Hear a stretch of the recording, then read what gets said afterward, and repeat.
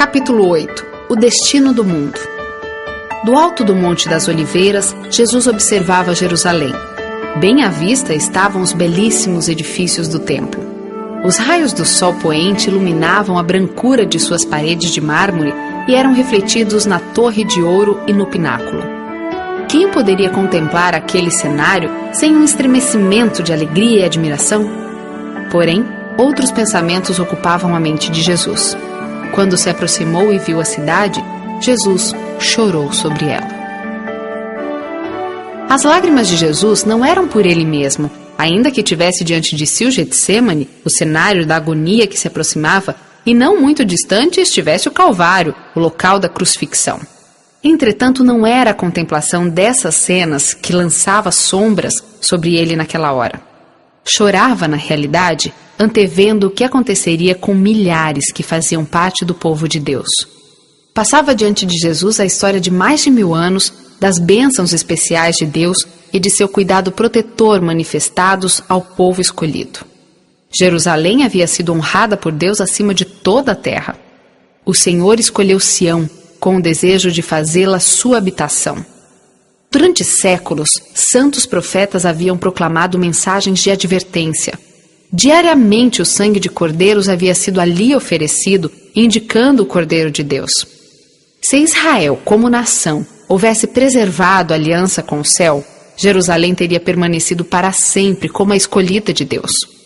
Mas a história daquele povo privilegiado foi um registro de apostasias e rebeliões. Com mais terno amor que o de um pai, Deus tinha compaixão de seu povo e do lugar de sua habitação. Quando advertências e repreensões haviam falhado, o Senhor enviou-lhes a maior dádiva do céu, o próprio Filho de Deus, a fim de instar com a cidade que recusava se arrepender. Durante 3 anos, o Senhor da luz e da glória caminhou entre o seu povo. Andou por toda a parte fazendo o bem e curando todos os oprimidos pelo diabo, pondo em liberdade os que estavam presos, restaurando a vista aos cegos, fazendo andar aos paralíticos e ouvir aos surdos, purificando os leprosos, ressuscitando os mortos e pregando o evangelho aos pobres. De modo itinerante, sem lar, Jesus viveu para atender às necessidades e suavizar as aflições humanas, para insistir com as pessoas a aceitarem a dádiva da vida eterna. As ondas de misericórdia rebatidas por aqueles corações inflexíveis retornavam em maré mais forte de terno e indescritível amor. Mas Israel se desviara de seu melhor amigo e único ajudador. As advertências de seu amor haviam sido desprezadas. A hora de esperança e perdão estava se esgotando rapidamente. As nuvens acumuladas durante séculos de apostasia e rebelião estavam prestes a desabar sobre um povo culpado. O único que poderia salvá-los da condenação iminente fora menosprezado, desprezado, rejeitado e, em breve, seria crucificado. Quando Jesus olhava para Jerusalém, a condenação de toda uma cidade e de toda uma nação era apresentada diante dele. Ele contemplava o anjo com a espada erguida contra a cidade que durante tanto tempo havia sido a morada de Deus. Do próprio lugar mais tarde ocupado pelo general Tito e seu exército, ele olhava através do vale para os pátios e recintos sagrados. Com a visão obscurecida pelas lágrimas, ele via os muros cercados por estrangeiros. Ouvia o tropel de exércitos preparando-se para a guerra. As vozes de mães e crianças clamando por pão na cidade cercada. Via entregues às chamas o santo templo, os palácios e torres, tudo transformado num monte de ruínas fumegantes. Olhando através dos séculos futuros, Jesus via o povo escolhido espalhado em todos os países, semelhantes aos destroços numa praia deserta. A piedade divina e o terno amor se expressaram nestas melancólicas palavras: Jerusalém, Jerusalém, você que mata os profetas e apedreja os que lhes são enviados. Quantas vezes eu quis reunir os seus filhos como a galinha reúne os seus pintinhos debaixo das suas asas, mas vocês não quiseram. Cristo viu em Jerusalém um símbolo do mundo endurecido, na descrença e rebelião, apressando-se ao encontro dos juízos enviados por Deus. Seu coração se moveu com infinita compaixão pelos aflitos e sofredores da terra. Desejava profundamente aliviar a todos. Estava disposto a morrer a fim de colocar a salvação ao alcance deles. A majestade do céu em pranto. Essa cena mostra quão árdua a tarefa é salvar o culpado das consequências de se transgredir a lei de Deus. Jesus viu o mundo envolvido por um engano semelhante ao que provocou a destruição de Jerusalém. O grande pecado dos judeus foi rejeitarem a Cristo. O grande pecado do mundo seria rejeitar a lei de Deus, fundamento de seu governo no céu e na terra. Multidões escravizadas pelo pecado se recusariam a escutar as palavras da verdade no dia de sua oportunidade de salvação. Condenação do belíssimo templo. 2 dias antes da Páscoa, Cristo sai novamente com os discípulos para o Monte das Oliveiras e contempla a cidade. Mais uma vez, se depara com o templo em seu deslumbrante esplendor, como uma belíssima coroa real. Salomão, o mais sábio dos reis de Israel, havia contemplado o primeiro templo, o edifício mais imponente que o mundo já tinha visto. Depois da sua destruição por Nabucodonosor, foi reconstruído cerca de 500 anos antes do nascimento de Cristo. Mas o segundo templo não teve o mesmo esplendor que o primeiro. Nenhuma nuvem de glória ou fogo do céu desceu sobre o altar. A arca, os anjos e as tábuas dos 10 mandamentos não mais estavam no local. Nenhuma voz do céu revelava ao sacerdote a vontade de Deus. O segundo templo não foi honrado com a nuvem da glória de Deus, mas com a presença viva daquele que era o próprio Deus manifestado em carne. O desejado de todas as nações foi a seu templo quando o homem de Nazaré ensinava e curava nos pátios sagrados. Mas Israel havia afastado de si a dádiva do céu. Com o humilde mestre que naquele dia saía de seu portal de ouro, a glória para sempre se retirava do templo. Cumpriam-se as palavras do Salvador: eis que a casa de vocês ficará deserta. Os discípulos ficaram admirados diante da profecia de Cristo a respeito da destruição do templo e desejaram compreender o significado de suas palavras. Herodes, o Grande, havia utilizado no templo tanto riquezas romanas quanto tesouros judaicos. Blocos maciços de mármore branco, vindos de Roma, formavam parte de sua estrutura. Os discípulos chamaram a atenção do mestre dizendo: que pedras enormes, que construções magníficas!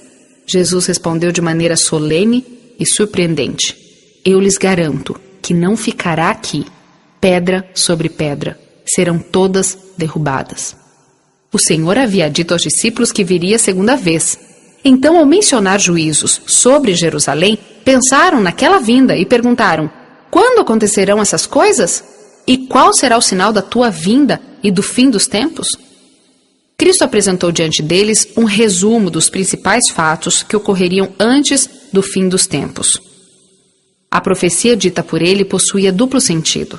Ao mesmo tempo em que prefigurava a destruição de Jerusalém, representava os últimos dias da história. Juízos cairiam sobre Israel por rejeitar e crucificar o Messias. Assim, quando vocês virem o sacrilégio terrível do qual falou o profeta Daniel, no lugar santo, quem lê, entenda. Então os que estiverem na Judéia, fujam para os montes. Quando os estandartes dos romanos fossem erguidos em Terra Santa, fora dos muros da cidade, então os seguidores de Cristo deveriam fugir buscando a segurança. Aqueles que desejassem escapar não deveriam se demorar.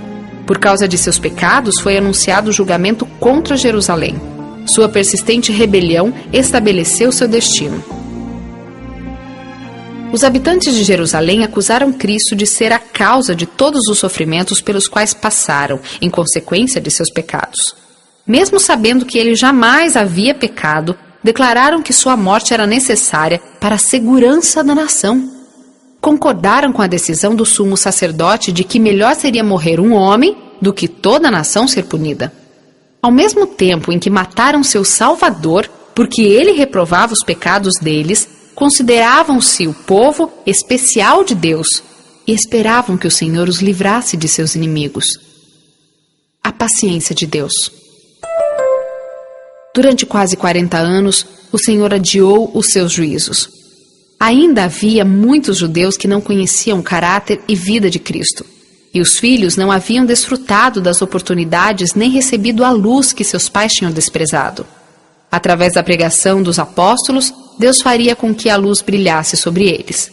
Veriam como as profecias haviam sido cumpridas, não apenas no nascimento e vida de Cristo, mas em sua morte e ressurreição.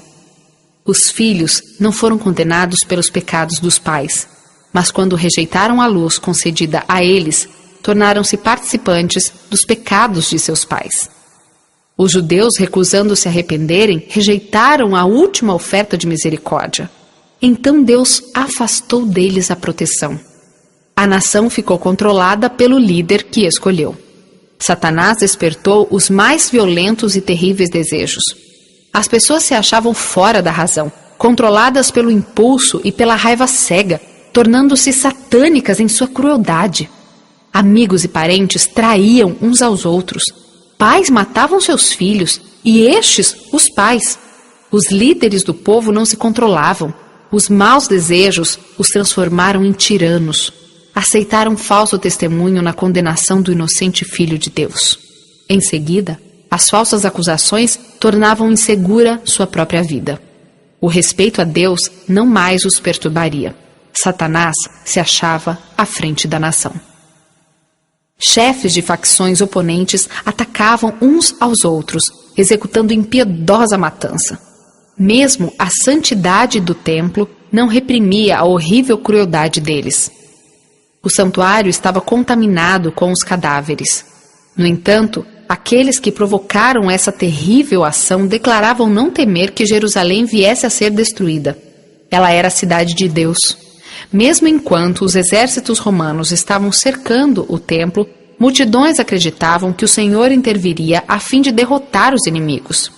Entretanto, Israel havia desprezado a proteção divina. Por isso ficaria vulnerável. Sinais do desastre. Todas as predições de Cristo sobre a destruição de Jerusalém se cumpriram. Apareceram sinais e maravilhas. Durante 7 anos, um homem esteve a subir e a descer as ruas de Jerusalém declarando as aflições que ocorreriam à cidade. Esse ser estranho foi preso e açoitado, mas diante dos insultos e maus tratos apenas respondia: "Ai, ai de Jerusalém!" Ele foi morto no cerco que havia predito.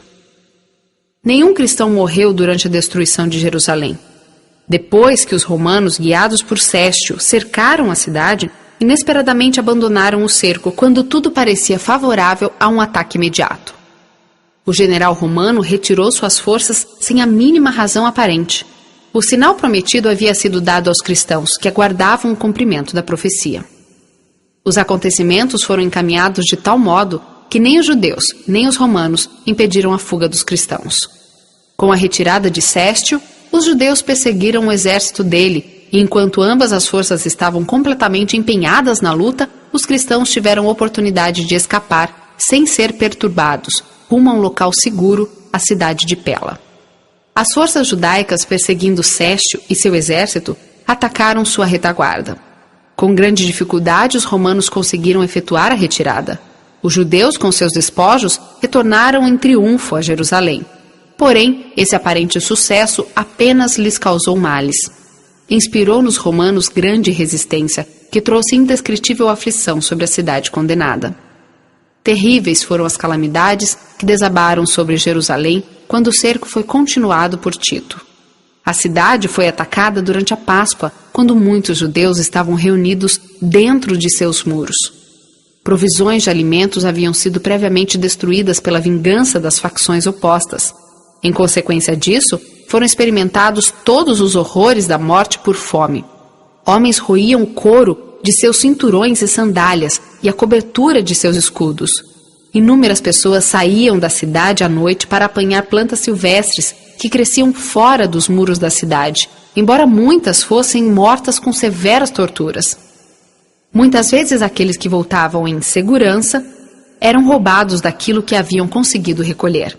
Maridos roubavam de sua esposa, esposas roubavam do marido, filhos arrancavam o alimento da boca de seus idosos pais. Os chefes romanos se esforçaram para aterrorizar os judeus e assim conseguir sua rendição. Os prisioneiros eram açoitados, torturados e crucificados diante dos muros da cidade. Ao longo do vale de Josafá e no Calvário se ergueram inúmeras cruzes. Mal havia espaço para alguém se movimentar entre elas. Dessa maneira, cumpriu-se o espantoso desejo manifestado perante o tribunal de Pilatos: que o sangue dele caia sobre nós e sobre nossos filhos. Tito enchia-se de terror ao ver os corpos espalhados pelos vales.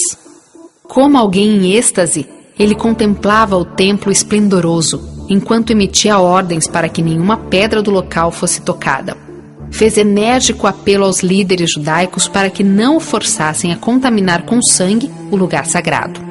Se eles combatessem em qualquer outro lugar, nenhum soldado romano violaria a santidade do templo. O próprio Joséfo, historiador judeu que estava a serviço dos romanos, suplicou que se rendessem para se salvarem, bem como sua cidade e seu lugar de adoração a Deus. Com amargas pragas, contudo, dados foram lançados contra ele, que era a última pessoa a favor dos judeus. Os esforços de Tito para salvar o templo não foram bem-sucedidos. Alguém maior do que ele havia declarado que não ficaria pedra sobre pedra. Tito finalmente resolveu invadir o templo para tentar, se possível, salvá-lo da destruição. Mas suas ordens foram desatendidas. Um soldado lançou uma tocha através de uma abertura no edifício e, imediatamente, as salas revestidas de cedro ao redor da casa sagrada estavam em chamas. Tito se precipitou para o local e ordenou aos soldados que apagassem as chamas. Suas palavras não foram atendidas. Em sua fúria, os soldados lançaram tochas nas salas adjacentes ao templo e com a espada assassinavam aqueles que ali tinham procurado abrigo. O sangue corria como água pelas escadas. Depois da destruição do templo, a cidade inteira foi invadida pelos romanos. Os líderes judaicos abandonaram as torres impenetráveis. Tito declarou que Deus os havia entregue em suas mãos, pois nenhuma arma, por mais poderosa que fosse, poderia ter penetrado naquelas enormes muralhas. Tanto a cidade quanto o templo foram arrasados até os fundamentos, e o terreno em que se erguia o local sagrado foi arado como um campo. Mais de 1 milhão de pessoas morreram. Os sobreviventes foram levados cativos, vendidos como escravos, arrastados até Roma, lançados às feras nos anfiteatros ou dispersos por toda a terra. Os judeus haviam enchido para si mesmos a taça da retribuição. Em todas as aflições que os acompanharam espalhados pelo mundo, estavam apenas colhendo o que suas mãos haviam plantado. A tua ruína, ó Israel, vem de ti. Seus pecados causaram sua queda. Os sofrimentos dos judeus são muitas vezes considerados uma punição por decreto direto da parte de Deus. É assim que o grande enganador procura esconder sua própria atuação. Pela inflexível rejeição do amor e misericórdia divinos, os judeus fizeram com que a proteção de Deus fosse retirada deles. Devemos muito a Cristo pela paz e proteção de que desfrutamos. O poder controlador de Deus impede que a humanidade seja completamente dominada por Satanás. Os desobedientes têm grandes motivos para serem gratos pela misericórdia e paciência de Deus. Quando, porém, os seres humanos ultrapassam os limites da clemência divina, a restrição é removida. Deus não executa diretamente a sentença contra o pecado. Permite, em vez disso, que os que rejeitam sua misericórdia colham aquilo que plantaram. Cada raio de luz rejeitado é uma semente lançada, a qual produz infalível resultado. O Espírito de Deus, rejeitado de maneira persistente, é finalmente retirado. Então, nenhum poder permanece para controlar os maus desejos, nenhuma proteção contra a maldade e inimizade de Satanás. A destruição de Jerusalém é uma solene advertência a todos aqueles que resistem aos apelos da misericórdia divina. A profecia do Salvador a respeito dos juízos que cairiam sobre Jerusalém terá outro cumprimento. No destino da cidade escolhida, podemos ver a condenação de um mundo que rejeitou a misericórdia de Deus e desprezou sua lei. Tenebrosos são os registros da aflição humana. Terríveis têm sido os resultados de rejeitar-se a autoridade do céu. Porém, nas revelações sobre o futuro, é apresentada uma cena ainda mais tenebrosa. Quando o Espírito de Deus for totalmente retirado, não mais contendo os maus desejos humanos e a ira satânica, o mundo contemplará, como nunca antes, os resultados do governo de Satanás. Naquele dia, Tal como na destruição de Jerusalém, o povo de Deus será protegido. Cristo voltará para reunir os seus fiéis.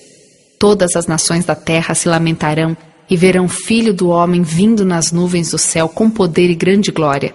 E ele enviará os seus anjos com grande som de trombeta, e estes reunirão os seus eleitos dos 4 ventos, de uma à outra extremidade dos céus.